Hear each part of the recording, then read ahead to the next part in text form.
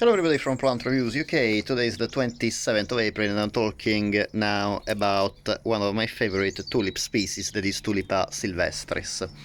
This is a tulip that has a very wide range of distribution. Indeed, is native to many countries in Europe, Asia and North Africa. It is commonly called in English wild tulip or woodland tulip. Tulipa sylvestre is a bulbous perennial plant in the lily family, the Liliaceae, like all other tulip.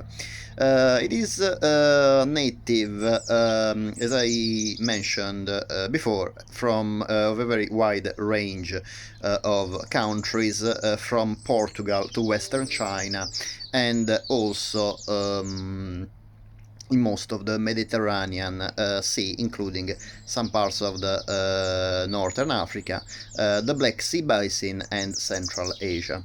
In addition to being so widely distributed in the wild, it is also cultivated as an ornamental plant in temperate climates.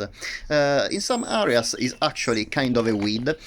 Indeed, on Pacific Bulb Society website, it is reported that this plant is very commonly found on wet fields, or wheat fields, sorry for the pronunciation, where this plant basically produces bulbs that actually can go very deep underground, about 50 centimeters, so half a meter underground, and they are able to complete their life cycle from blooming to seed setting before the wheat is harvested.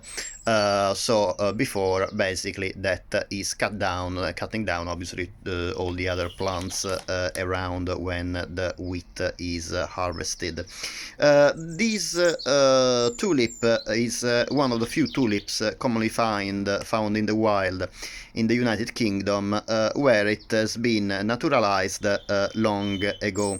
It seems in the late 17th century.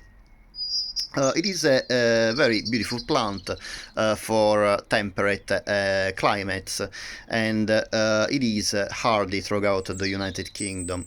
Like all tulips, it is a perennial bulbous plant, and as usual the bulbs can be planted in autumn, and they will start sprouting the leaves between autumn and winter and blooming for this particular species in mid-spring. This tulip has a very, not very narrow, but kind of narrow blue-green leaves that are quite long. In my case, they are actually about 30-35 centimeters long, and about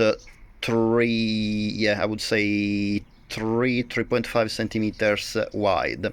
The stems of the flowers can actually be very long. Usually each stem carries one or two flowers, and the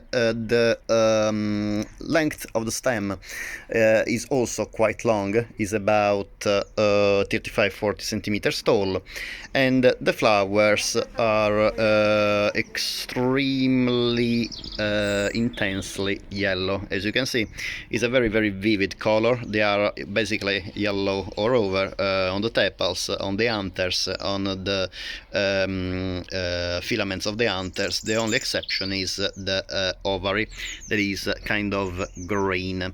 The flower is big, about 6-7 centimeters across, and it is one of the few tulips that is scented, and actually this species is one of the most scented tulip I have.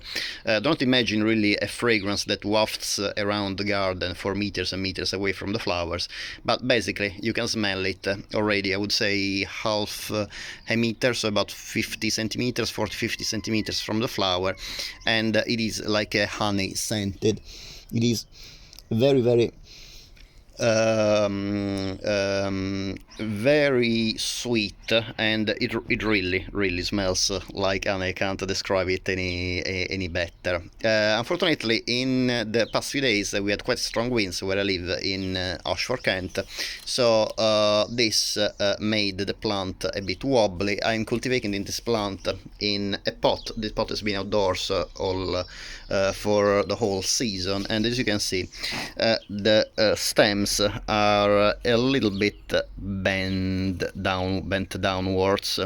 As I mentioned, the bulbs in the wild can be found even 50 centimeters underground, half a meter underground, and obviously, for obvious reason, I could not plant them that deep in this pot. I planted them about maybe 8-10 centimeters underground, so I'm sure that these tulips would have benefited being planted, the bulbs would have benefited being planted a lot deeper than I did. Probably they would have had a lot straighter stem than they are. However, I'm very pleased of this blooming. I think they are very beautiful tulips, so if you like yellow tulips and fragrant flowers, I can definitely recommend this tulip for a fragrant garden. Also, these tulips, as many wild species, come back year after year. They're not like many complex hybrid tulips that are very nice for a couple of years, but then they basically fade away unless properly cared for. These ones instead are very hardy, very resistant species, and they can grow really well in many different kind of soils, as long as they are well drained. It's very important they don't get waterlogged, and ideally in full sun, or at least partial shade. The plant is not very difficult to find.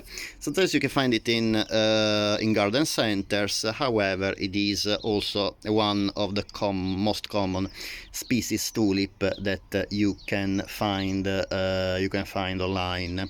There is, in addition to Tulipa sylvestris, subspecies sylvestris that have completely yellow flowers, there's also one subspecies, Tulipa sylvestris, subspecies australis, that has flowers like tinged a little bit of red and are a little bit smaller. I can definitely recommend this plant. It's very hardy and resistant, so if you want tulips that come back year after year, this is definitely one of the species, the one of the easiest species to keep, and also again one of the most fragrant tulips, as well as one with the most vibrant color, I would say. As usual, I hope that you enjoyed the video. Thank you very much for watching. If you like this video, it would be great if you can please subscribe, and if you like this video and the other videos on my channel, it would be great if you put a like on the videos that you like. In this way, YouTube gets a knowledge that people like my videos, and in turn can support me and promote my channel on the platform. As usual, thank you very much for watching, and I hope to see you next time. Bye.